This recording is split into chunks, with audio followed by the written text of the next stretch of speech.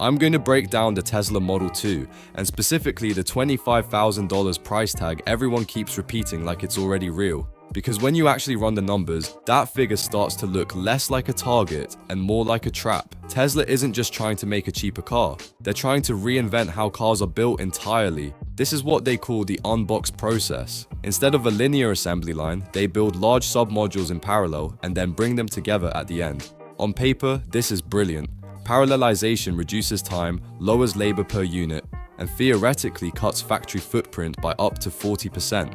But here's the problem. The entire economic viability of the Model 2 depends on this working almost perfectly. Not well, not efficiently, perfectly. Because when you're targeting a $25,000 vehicle, your margins are razor thin. Let's do some rough maths. Assume Tesla wants at least a 20% gross margin. That's already aggressive at this price point. That gives you about $20,000 in total production cost per vehicle. Now, break that down. Battery pack. Even with aggressive cost reductions, you're looking at roughly $80 per kilowatt hour if everything goes right. For a 50 kilowatt hour pack, that's $4,000. Add drivetrain, power electronics, and motors, you're easily at another $3,000 to $4,000. Now we're at around $8,000, and we haven't even touched the body, interior, software stack, or manufacturing overhead. Body structure, especially if Tesla uses gigacasting and structural battery integration, might come in around $3,000 to $4,000 if optimized. Interior, infotainment, sensors, that's another $2,000 conservatively. We're now pushing $14,000 to $16,000 before labor, logistics, warranty reserves, and factory depreciation. So where does the margin come from? It comes from efficiency, extreme efficiency. And this is where the Unboxed Process becomes a high-stakes gamble. If Tesla hits their targets, reduce labor hours, minimize material waste, faster throughput, they can squeeze costs down just enough to make the economics work. But if they miss by even 2 to 3% across the system, everything shifts. A 2% overrun on a $20,000 cost base is $400 per vehicle.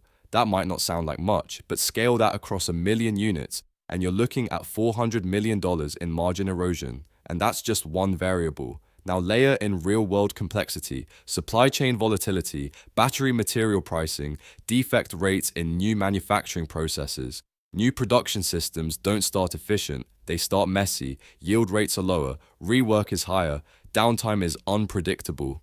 So Tesla isn't just betting on innovation, they're betting on first-try precision at global scale. That's a bold move, maybe too bold. Now let's compare this to competitors, specifically BYD. BYD isn't chasing a revolutionary production method, they're optimizing vertically integrated manufacturing. They control batteries, semiconductors, and large parts of their supply chain. That gives them cost stability, not just cost reduction.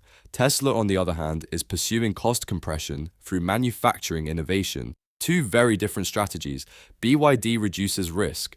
Tesla amplifies it. So when you look at the Model 2, you're not just evaluating a product, you're evaluating a system-level experiment. If the system works, Tesla unlocks a new category of mass-market EVs with strong margins. If it doesn't, the Model 2 becomes a volume product with compressed margins, or worse, a financial drag on the balance sheet. And here's the key insight most people are missing. At this price point, Tesla doesn't have room for iteration. Luxury models can absorb inefficiencies. A $25,000 car cannot. There's no cushion. Every miscalculation compounds. Every delay costs real money. Every percentage point matters. So the real question isn't, can Tesla build a $25,000 car?